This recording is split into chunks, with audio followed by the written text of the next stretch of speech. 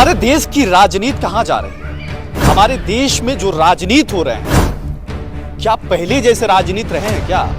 भाई साहब, जवाब सिर्फ एक है कि हमारे देश की राजनीति बदल गई है, हमारे देश की सियासत बदल गई है। हाँ, ये राजनीति जातिवाद और धर्मवाद को लेकर हो रही है। सर पे चुनाव आने वाला है, महज लमसम 1.5 से 2 साल बचे हैं चुनाव के लिए। हमारे साथ समाजवादी पार्टी के प्रवक्ता कह लें, एक वरिष्ठ नेता कह लें और जुझारू नेता के रूप में जाना जाता है, जिनका नाम पंकज वर्मा जी।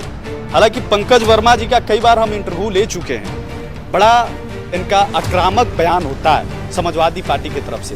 पहले तो बहुत स्वागत है पंकज वर्मा जी। धन्यवाद अमित जी आपको। एक बात बताइए, पहला सवाल वही है, एक बात को लेकर सदन में इतना हाहाकार, सिर्फ मतलब क्या आप लोग चाहते क्या है? सिर्फ इस बात को लेकर डिप्टी सीएम ने कहा कि नेताजी कहे थे कि बच्चे से गलती हो जाती है।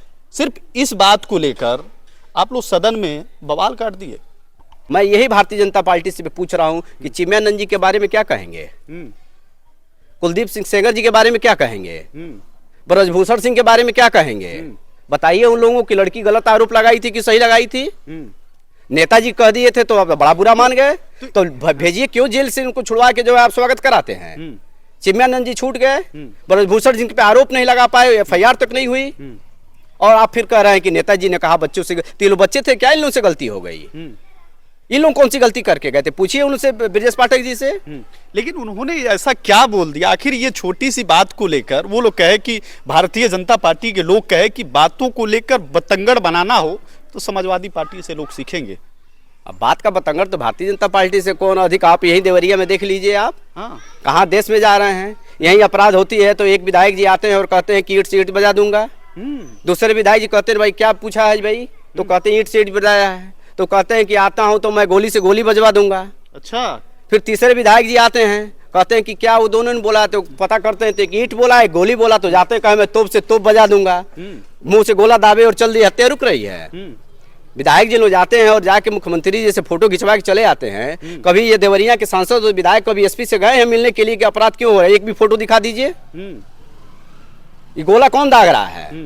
पत्रकार लोगों को बुला लेंगे, उसके बाद से आप सड़क जांच कर देंगे, उसी में आप थाना ले लेंगे, उसके बाद से फिर टाइम फिर मामला क्या है कि अभी अमित कुमार जी भी एक इंटरव्यू ले रहे थे। मैं कहा कि योगी आदित्यनाथ जी की और माननीय प्रधानमंत्री जी के झगड़े का ये जो आपसी लड़ाई है उसका खामियाजा उत्तर प्रदेश भुगत रहा है। अब समाजवादी पार्टी के गुंडे आ गए। पश्चिम बंगाल में गए थे तो कहते कि तख्ती लगा के गुंडे हमारे उत्तर प्रदेश से भाग गए। महाराष्ट्र में गए तो कहे कि गुंडे हमारे उत्तर प्रदेश से भाग गए। तमिलनाडु में चुनाव में जाते हैं, दिल्ली में चुनाव कर जाते हैं तो कहते हैं हमारे यहाँ तो गुंडे हैं ही नहीं। बिहार में जाते हैं तो कहते हैं उत्तर प्रदेश में मंगल राज आ गया। तो आप ये बताइए, दरअसल जो विधायक जी लोग जो समाजवादी पार्टी के गुंडे कह रहे हैं, चूंकि सीधे योगी आदित्यनाथ पे वो हमला कर रहे हैं। हमला इसलिए कर रहे हैं कि वो चूंकि सत्ता पक्ष के लोग हैं, योगी आदित्यनाथ जी को सीधे हटा नहीं सकते। भाई ये तो कह नहीं देंगे उनको हटाइए, उनसे प्रदेश नहीं रुक रहा है, क्योंकि आपने बुलडोजर चलवा के देख लिया, आपने काउंटर करवा के देख लिया, आप हाफ काउंटर भी करवा के देख रहे हैं, अपराध नहीं रुक रहे हैं। तो दरअसल वो इसलिए एक समाजवादी पार्टी का उन्होंने एक बहाना बनाया है कि गुंडे, दरअसल योगी आदित्यनाथ को हटाने के लिए उनके ही विधायक लोग ये प्रोपेगेंडा कर रहे हैं कि समाजवादी पार्टी के लोग गुंडे हैं। आप बताइए, गुंडे समाजवादी पार्टी के, आप तो क्यों नहीं अपराध रोक पाए? तो सीधे आरोप तो क्या बोलते हैं मुख्यमंत्री पे लगाए जा रहे हैं। अरे भाई, कौन 11 साल प्रधानमंत्री हो गए, 6 साल से आप हो गए, अभी समाजवादी पार्टी के गुंडे घूम रहे हैं। अच्छा, मैं ये एक बात कह रहा हूं, पूछ रहे हैं अभी समाजवादी पार्टी को, तो जब समाजवादी पार्टी तो आप हटिए सत्ता से, दीजिए समाजवादी पार्टी को, संभाल लेंगे हम लोग, संभाल लेंगे। देखते वही गुंडे ही हो जाएगी, चोरी चमारी और फिर हत्या, मर्डर, रेप। वही तो मैं पूछ रहा हूँ। आप देख लीजिए अभी क्राइम रिपोर्ट उत्तर प्रदेश का 5 साल में योगी आदित्यनाथ जी का देख लीजिए, आप 5 साल में अखिलेश सरकार तो कह रहे हैं कि ये सपा वाले करवा रहे हैं। कौन कह रहे हैं? आप क्राइम रिपोर्ट देखिए ना, नेशनल क्राइम ब्यूरो का जो चल रहा है, आप देखिए कि कितने 1 लाख से अधिक एफआईआर योगी सरकार से, अखिलेश जी से ज्यादा 1 लाख से अधिक जो है योगी आदित्यनाथ में हो गया। कहाँ से हो रहे हैं अपराध? देवरिया में हम बता नहीं पाएंगे कितने अपराध हो रहे हैं। और वो भी जनपद जहाँ बगल के मुख्यमंत्री हैं। जरा बताइए तो सफाई में कितने होते थे जब अखिलेश जी थे? तो नेवड़ा में कितने हत्या थे बहन मायावती जी थी? तो जो अपने प्रदेश का, अपने जिले में हत्या ही रुक रही पा रही है। तो ये बताइए, आप प्रदेश और पूर्वांचल की कहा, यहीं से 200 किलोमीटर पे प्रधानमंत्री जी हैं। माँ गंगा ने आपको इसीलिए बुलाया था हत्या कराने के लिए यहाँ लोगों का। अरे कौन कह रहा है हत्या करवा रहे हैं भाई? लगातार हत्याएं हो रही हैं। आप बताइए, मोदी जी करवा रहे हैं। तब अखिलेश जी करा रहे हैं। तो क्या पता, वो तो कह रहे हैं कि अखिलेश सरकार के गुंडे हैं ये। तो कह दीजिए सत्ता छोड़े जाएं, अपना काम करें, हाँ, छोड़ दे, समाजवादी पार्टी संभाल लेगी। तब तो और गुंडे ही होने लगे। अरे कैसे होने लगी? तो फिर वही मैं कह रहा हूँ कि रिपोर्ट उठा के देखिए 1 लाख से अधिक कैसे बढ़ गए, हाँ, कैसे बढ़ गए।